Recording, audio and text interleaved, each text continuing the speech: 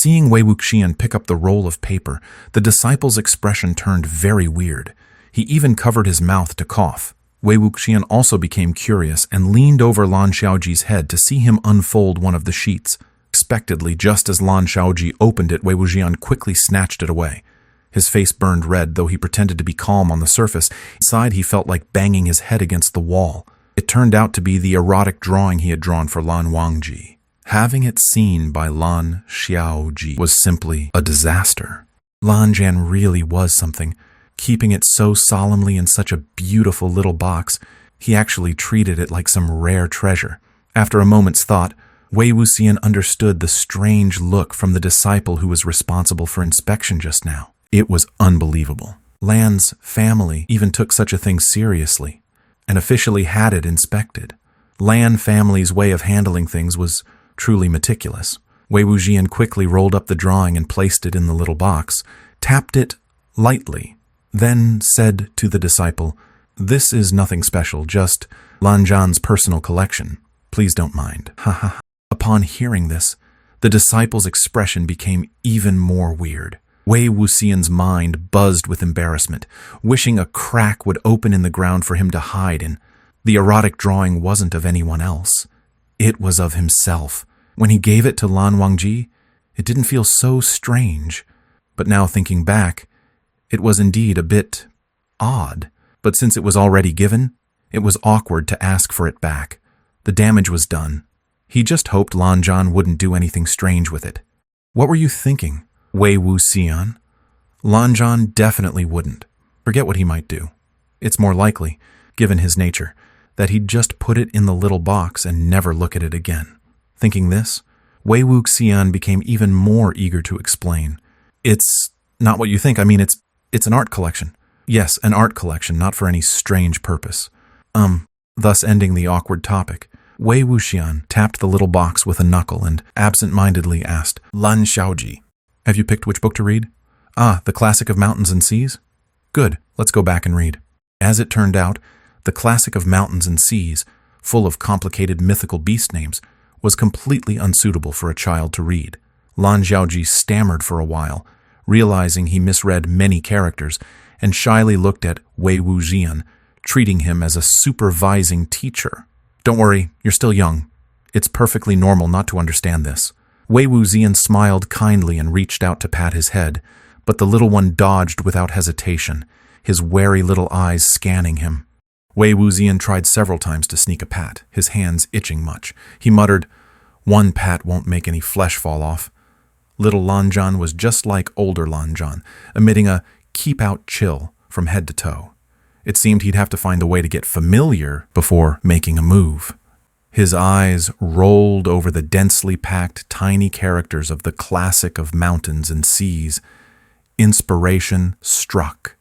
After a moment, Wangxian returned from outside holding a children's edition of the Classic of Mountains and Seas, opened it, and colorful, fearsome, mythical beasts caught the eye. Though Lan Xiaoji was naturally serious and stiff, he was still a child. Seeing the colorful painting stirred his curiosity, his eyes secretly shining. Though silent, his body involuntarily inched closer to Wangxian as he watched him turn the pages and tell vivid little stories, narrating the countless rare and strange beasts. The storytelling lasted an hour before Wangxian picked up a small teacup to sip, closing the book. Lan Xiaoji stared fixedly at him, his silent eyes clearly reluctant to part. Wangxian glanced at him. "You've done enough for today, no need to continue. We'll keep going tomorrow, okay? Now it's playtime." Lan Xiaoji showed a slightly disappointed expression, watching Wangxian put away the book, and added, "Homework isn't just this. Besides reading, I have writing, playing the zither, and sword practice." Wangxian was so surprised that he nearly twisted his back. Crossing his arms, he looked seriously at Lan Xiaoji, shaking his head. "Kids shouldn't be too tired, stand? Too much fatigue isn't good for the eyes, and sitting too long you need to exercise and relax your limbs by running and jumping outside." Lan Xiaoji said, "Then let's go practice sword. Usually kids at this age in celestial sect families were carefree, playful, and run around the courtyard causing chaos with a bunch of servants nervously chasing after them. But 6-year-old Lan Wangji was also a child, yet he was the kind that made adults sweat and feel ashamed by comparison.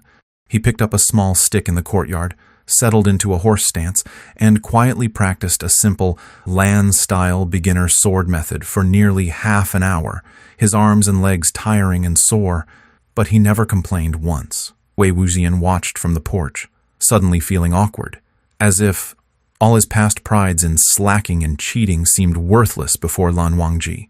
Since he couldn't keep up, Wangxian thought he might as well lead him astray. That had always been Wangxian's simple life philosophy. He strolled forward leisurely, casually flicking his chin, and said to Lan Xiaoji, "Lanjan, you've practiced standing like a post long enough. How about I teach you a few moves that can actually make you move?" Lan Xiaoji obediently nodded. Wangxian circled the courtyard, picking up a slightly longer and thicker twig, holding it in front of his chest. Suddenly he thrust it out, his figure shifting several times, flowing like clouds and water as he skillfully maneuvered the blade round his body, the hem of his clothes fluttering, handsome and spirited, gracefully elegant. The youthful face showed an unhidden longing and admiration. Lan Xiaoji's eyes sparkled with eagerness, yet he still seriously asked, "Thank you, but please forgive my poor eyesight. I don't quite understand how these moves can defeat an opponent. Could you kindly explain?" Indeed, these moves were simple, without any difficult big moves. They were just right for a child to learn easily. But since the sword just slid along the body a few times, it was hard to see how they could attack an opponent. Wangxian touched his nose and said, "You're welcome. I can explain. Listen carefully. These moves I'm demonstrating aren't to defeat an enemy, but to disturb their line of sight. Well, simply put, it's to confuse the girl's attention. Commonly called flashy but useless moves. No difficult actions because the goal was very shallow.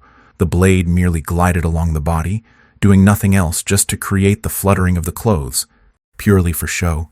Lan Xiaoji was puzzled. "Why the girl's attention?" Wangxian winked. "So they'll remember you." Lan Xiaoji asked, "Why do you want the girls to remember you?" Wangxian folded the twig behind his back. "Naturally, to get married with a girl." Lan Xiaoji still shook his head. Wangxian crouched in front of him, tidying his slightly messy collar, and said, "Boys, when grown up, naturally have to get married with a girl. Your teachers certainly won't teach you this, but you have to listen to your brother Zhan. If you can't have a wife, your face will be lost. Not only would no one kiss or hug you, no one would even sleep beside you at night. You'd have to watch those elder brothers with wives being lovey-dovey with their own wives. It makes you jealous and your stomach sour. That's the saddest." Lan Xiaoji's bright eyes stared at Wangxian. "What is a wife?" Wangxian said, "You don't even know this? A wife is a person who is with you every day, sharing your happiness and tears, someone you always miss.